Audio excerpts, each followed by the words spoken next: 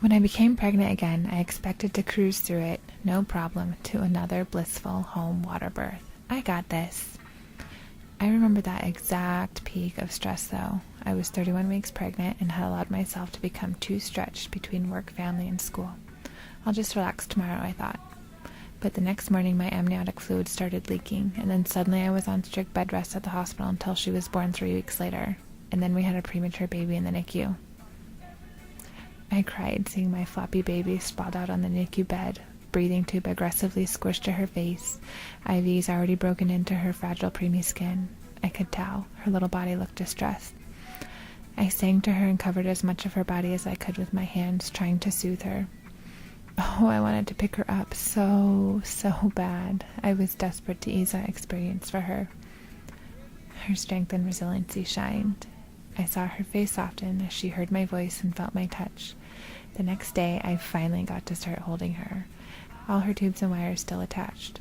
I held her tightly wrapped against me and cuddled up to my chest, skin to skin, as I sat and rocked with her hours upon hours. Sometimes talking and singing to her, sometimes resting my eyes and praying, sometimes reading, sometimes having her dad or kuya or other family visit. I was a little manic and could not be pulled away no matter how much everyone encouraged me to rest and recover from birth.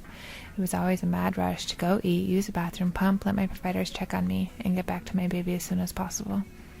The nurses were amazing, showing me articles on kangaroo care, offering preemie books, setting up a white noise machine in her bed to block out all the NICU beeps and shuffling around, draping my shirt that I'd leave by her over them when they held her while I was away. All those little things really comforted us and made a big difference in our hospital stay. After her breathing stabilized, the next thing to work on was teaching her how to breastfeed. That instinct and jaw muscle wasn't quite developed enough as a 34-weeker for her to catch on naturally, like fully developed newborns do. It took a lot of trying and tremendous patience and never-ending encouragement.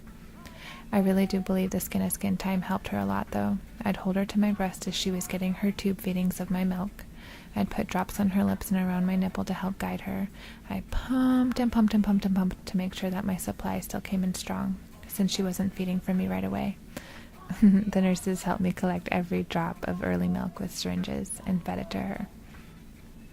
I truly believe that my milk, touch, smell, voice, and love were the best medicines for her and helped her catch up to where she needed to be so that she could come home with us. And she was able to come home after 6 days in the NICU, which was much quicker than anyone expected. But they were still the longest days of my life. She grew and developed like a champ.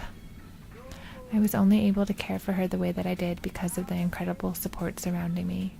My husband's steadfast belief in us, my sister's help with our son, home-cooked meals brought to us, the constant support of my midwives, the love sent from our community, my doula and home visiting nurse, the thoughtful and creative care of the hospital nurses to make things work for us, and the patience of the doctors talking everything through with us.